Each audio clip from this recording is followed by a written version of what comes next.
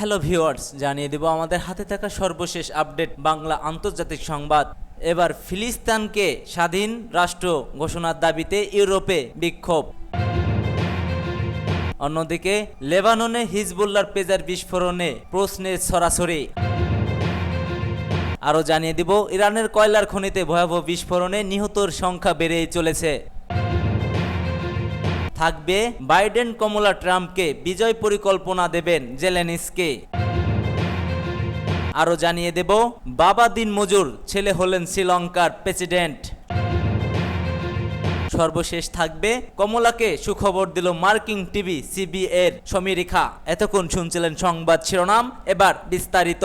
কে কোথা থেকে আমাদের ভিডিওটি দেখছেন জানিয়ে দেবেন এবং ভিডিওটি ভালো লাগলে একটি লাইক করবেন, সাবস্ক্রাইব করে আমাদের সঙ্গেই থাকবেন।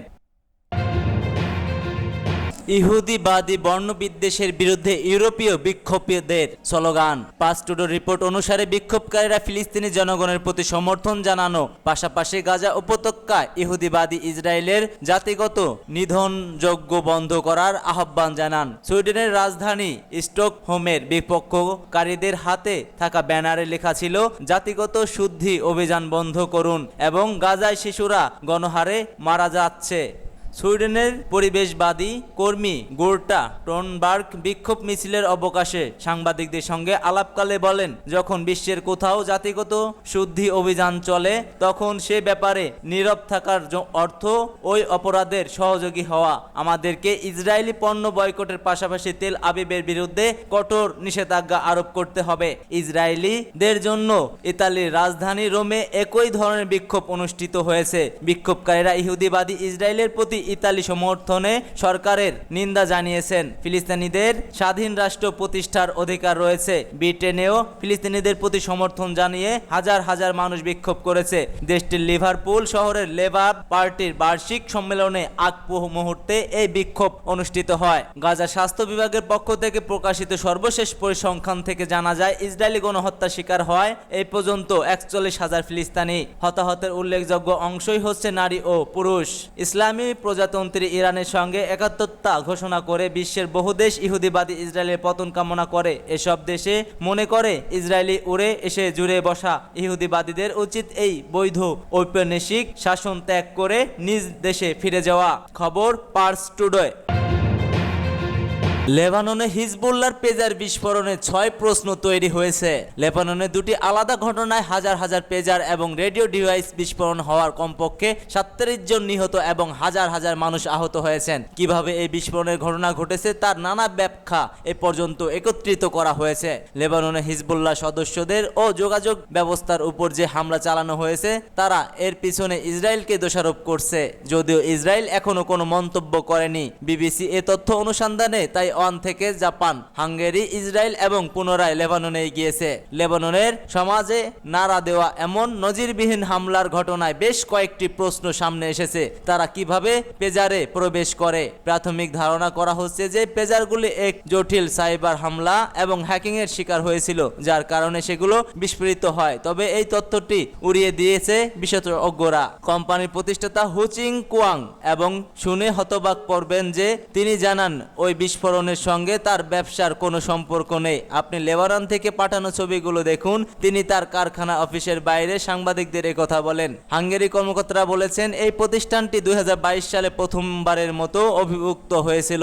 তারা শুধুমাত্র দেশটিতে একটি ব্যবসায়িক মধ্যস্থকারী হিসেবে কাজ করত, যাদের নিজস্ব কোনো উৎপাদন বা অভিযানের সাইট ছিল না। এর একদিন পর হিজবুল্লাহর উত্তর ইসরায়েলে এবং তার আশেপাশে রকেট নিক্ষেপ করে। এতে প্রায় 1000 ধরে ইসরায়েল লেবানন সীমান্ত শত্রুতা কেবল বেড়েই চলেছে। আরেকটি কারণ হতে পারে ইসরায়েলের এই সময়ে তাদের পরিকল্পনা বাস্তবায়নের জন্য কোনো ইচ্ছা ছিল না, তবে তাদের এই চক্রান্ত ফাঁস হতে চলেছে এ ভয়ে তারা তা করতে বাধ্য হয়। মার্কিন সংবাদ মাধ্যম অ্যালেক্স ওয়েল মতে এ পেজার হামলার পেছনে আসল পরিকল্পনা হলো হিজবুল্লাহর সঙ্গে সর্বাধিক যুদ্ধ শুরুর আগে তাদের যোদ্ধাদের পঙ্গু করে দেওয়া। কিন্তু তিনি বলেন, ইসরায়েল যখন বুঝতে পারে যে হিজবুল্লাহ সন্দেহজনক হয়ে উঠেছে তখন তারা হামলা চালানোর সিদ্ধান্ত নেয়। ইরানের কয়লার খনিতে ভয়াবহ বিস্ফোরণ, নিহত বেড়েই চলেছে। ইরানের পূর্ব অঞ্চলে একটি কয়লার খনিতে ভয়াবহ বিস্ফোরণ ঘটেছে। এতে কমপক্ষে 30 জনের বেশি মানুষ মারা গেছে, আহত হয়েছে আরও অনেকে। সাম্প্রতিক বছরগুলোর মধ্যে এটি অন্যতম মারাত্মক খনি বিস্ফোরণ। এতে অন্তত 24 জন খনি শ্রমিক ভেতরে আটকা পড়েছে বলে ধারণা করা যাচ্ছে।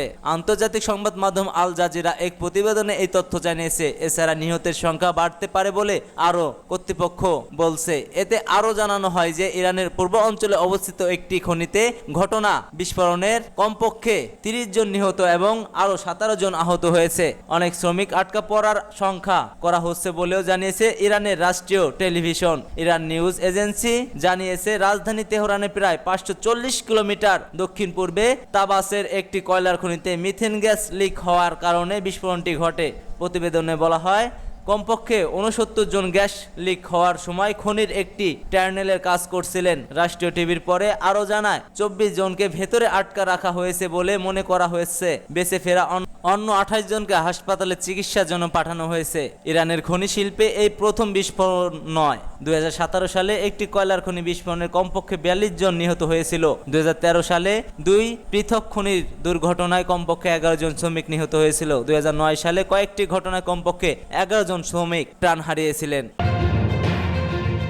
বাইডেন কমলা ট্রাম্পকে বিজয় পরিকল্পনা দেবেন জেলেনস্কি। ইউক্রেনের প্রেসিডেন্ট ভ্লাদিমির জেলেনস্কি স্থানীয় সময় যুক্তরাষ্ট্রে পৌঁছেছেন। সেখানে তিনি রাশিয়ার সঙ্গে 2.5 বছর ধরে চলা যুদ্ধের অবসানে কিয়েভের পরিকল্পনা জানাবেন। যুক্তরাষ্ট্রের বর্তমান প্রেসিডেন্ট জো বাইডেন আগামী নির্বাচনে প্রেসিডেন্ট প্রার্থী কমলা হ্যারিস ও ডোনাল্ড ট্রাম্পের কাছে উপস্থাপন করবেন জেলেনস্কি। জেলেনস্কি এই পরিকল্পনার নাম দিয়েছে বিজয় পরিকল্পনা। পুরো গ্রীষ্মে রাশিয়া ও ইউক্রেনের মধ্যে তীব্র লড়াই চলছে। মস্কো ইউক্রেনের পূর্ব অঞ্চলে দ্রুত অগ্রসর হয়েছে আর কিয়েভ রাশিয়া তুরস্ক অঞ্চল ঘিরে রেখেছে। রাশিয়ার ভেতরে দূরপাল্লার অস্ত্র দিয়ে হামলা চালানোর অনুমতি দিতে কয়েক সপ্তাহ ধরে কিয়েভ পশ্চিমাদের চাপ দিয়েছে, তবে এতে কোনো সুফল আসেনি। এরপরও এ ধরনের পরিকল্পনার কথা জানাল জেলেনস্কি।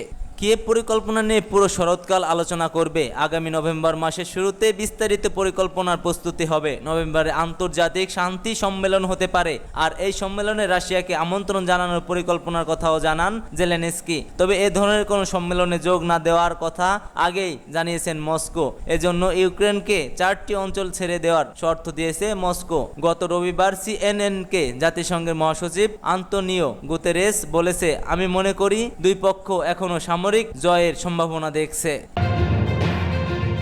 বাবা দিন মুজুর, ছেলে শ্রীলঙ্কার প্রেসিডেন্ট।